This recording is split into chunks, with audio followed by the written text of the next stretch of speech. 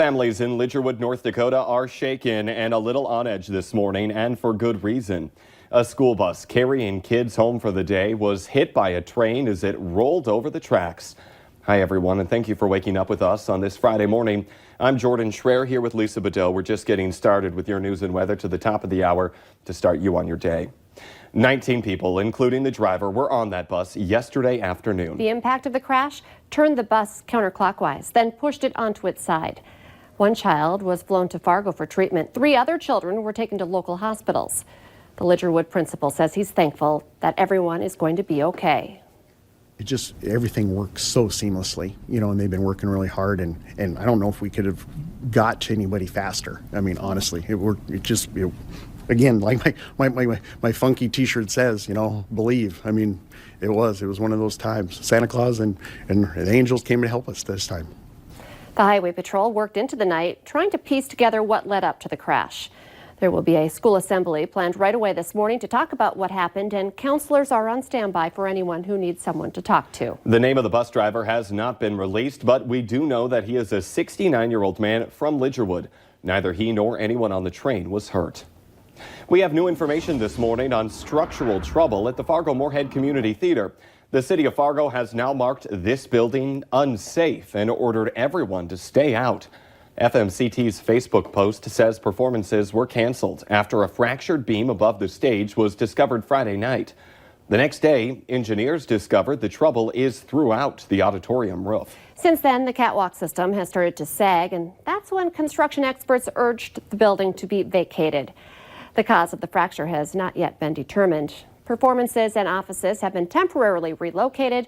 There's no word yet on the future of the building.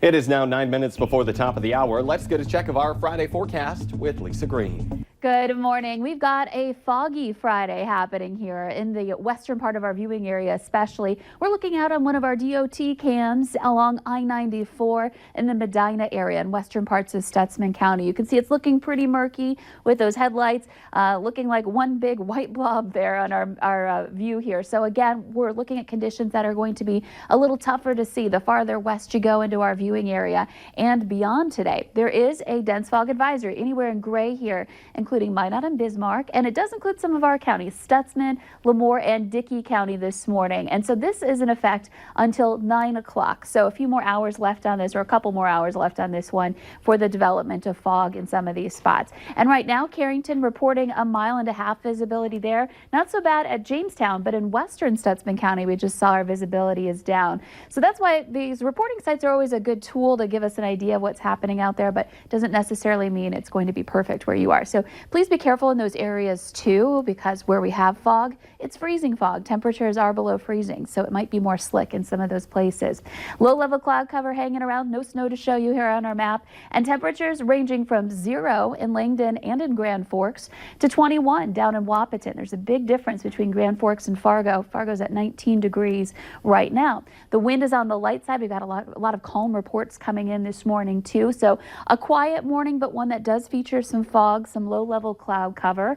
Heading through the day today in your hour-by-hour planner, expect to have temperatures that either just kind of hold steady or go up a few more degrees from where we are now. Of course, we'll be a lot better off in northeastern North Dakota once we start to get that warmer air kicking in, but the rest of us just kind of hanging around in the teens to some low 20s for today. It's not until late tonight that wind starts to kick in. You can see this here at 11 o'clock, gusting out of the south into the 20s to near 30, and that's just part of that surge of warmer air that's going to take over tonight. And we'll actually, as we move into tomorrow morning, this is 8 a.m. Saturday, likely start off the day warmer than we'll end the night tonight, and we'll just build off of that. We're looking at some 30s coming up for this weekend. In your 7-day planner, those are the 2 warmest days, Saturday and Sunday, with some mild conditions and some sunshine mixed in with a few clouds. And then for Christmas Day, that's our next chance for a little bit of light snow. And now for a look at traffic. Here's Devin Fry with the Valley Today's traffic on the move.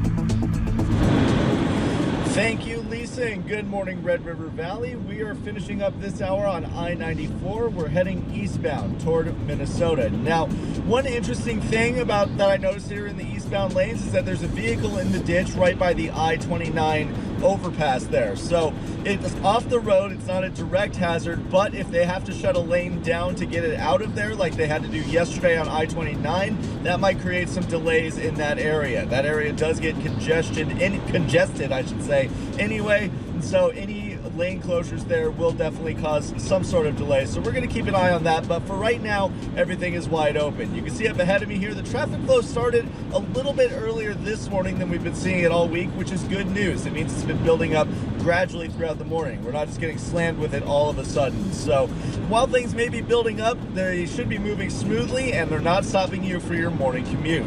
We're going to keep checking out the roadways in the next hour on the Fargo CW, but for now, for your traffic on the move, I'm Devin Fry. We have new information today on a Minnesota grandma accused of murder. Sheriff's officials have started the extradition process to bring Lois Reese back to Minnesota. She was sentenced in Florida this week to life in prison for killing a woman in order to steal her identity. Reese is also the suspect in the murder of her husband, David, whose body was found at the couple's Blooming Prairie, Minnesota home in March of 2018. Police allege that Lois Reese also forged checks to steal $11,000 from her husband's account and then left the state. Police in St. Paul are releasing some dramatic video of a purse snatching where the victim is dragged by a car. Take a look and a warning, this is graphic to watch. The woman was putting her things in the trunk when the man jumps out of the car, grabs her purse, and then takes off. The woman's arm was caught in her purse strap, and as you can see, she was dragged about 75 yards. Somehow, she was not seriously hurt, which is good news. St. Paul police say more than 20 purse or bag snatchings have targeted women in a similar way around town. South Dakota's governor says their On Meth campaign is doing more than just getting people talking about the drug. Kristen Naum says it's also led to people seeking addiction treatment. She says 87 people have reached out to meth addiction hotlines. The state drew national attention and a little mockery for the nearly $1 million campaign that includes the tagline, "Meth, we're on it." Tonight, dancers at the FM Ballet will be hitting the stage to perform an iconic show, The Nutcracker. The Valley Today's Abby Furchner joins us live with the company where we are getting a preview this morning. Good morning, Abby. Good morning, Lisa and Jordan. It is going to be a magical sight to see at the Festival Concert Hall. Over at NDSU, the FM Ballet Company is going to be performing the Nutcracker tonight at 7 o'clock, and then they have multiple shows throughout the weekend, but we'll have all of that up on valleynewslife.com. But I'm here with two very important people with the show, Jennifer and Marina. You guys are aerialists. So Jennifer, for those who may have not known what an aerialist is, what do you do? Well, actually, we dance in the air. Oh. So simple. Is it like the silk? I'm thinking of like the silk robe. Well, we are doing the silk, but aerial is anything up in the air. Silk, a metal hoop, which is a lyra, straps for your handing onto little loops, a courlisse, which is like a giant rope. Wow, you guys are brave, because I would not know how to dance up in the air. But Marina, what are you guys doing specifically for the Nutcracker this weekend? For the Nutcracker, we're doing ground acrobatics, stylized dance, and aerial silks. Wow. Which often people call the aerial curtains or the aerial scarves, but they are actually called the aerial silks. And how long did it take you to just learn how to do these type of moves? Everyone will have a different learning curve. For Jen and I, we both were dancers and gymnasts before that, so it came to us much faster than the average person. Right. For me, I know I was able to climb on my very first day because I was already very strong, but my teacher couldn't climb for the first 3 months, not even climb at all, not do one single climb. So it just depends on your prior fitness level. I think that is so cool. I think it's going to be absolutely beautiful. What a great addition to the Nutcracker, but we're going to let our girls perform a little bit, give you a little preview of the show.